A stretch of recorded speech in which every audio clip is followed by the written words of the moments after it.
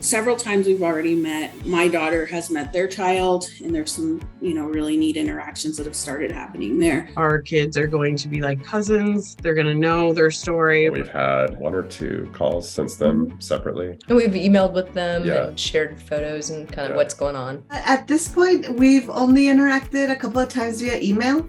I don't know my immediate plans to continue the contact. I might, reply to another email and just kind of keep that line of communication open every now and then. It's not constant, but they are wonderful people, and we're lucky that we have them in our life. We wanted that semi-open adoption or closed. I just wanted to be mom.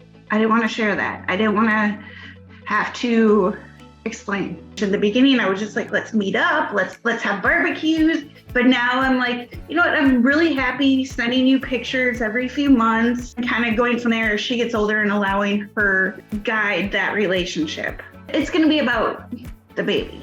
I was drawn to that open relationship that can be so helpful for the child as they're growing to kind of understand that piece of them. I wanted them to be able to have a place to go if they had questions, that we could explore that together. And we won't have that genetic connection necessarily with our kid, but we can provide that to them if they want that. I mean, we sort of know that people do better when they have access to information and aren't kind of cut off from that. Think about identity work and who we are as people and how we come to that knowledge and understanding. And that was really important to us.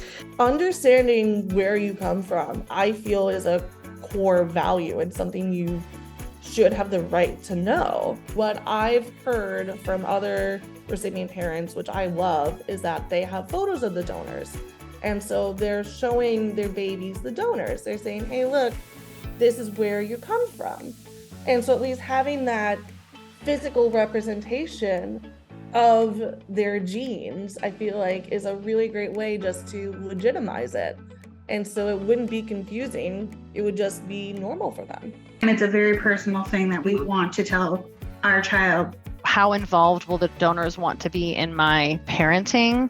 And will they want to act as another set of parents to my children? There's some risk there, like knowing, are people going to kind of respect boundaries well? And just the unknown piece felt scary. There was no pressure from them, and they've been wonderful. The intended parents often are concerned about what donors' rights might be. Could they change their mind? Could they assert parental rights to the children conceived from the donated embryos?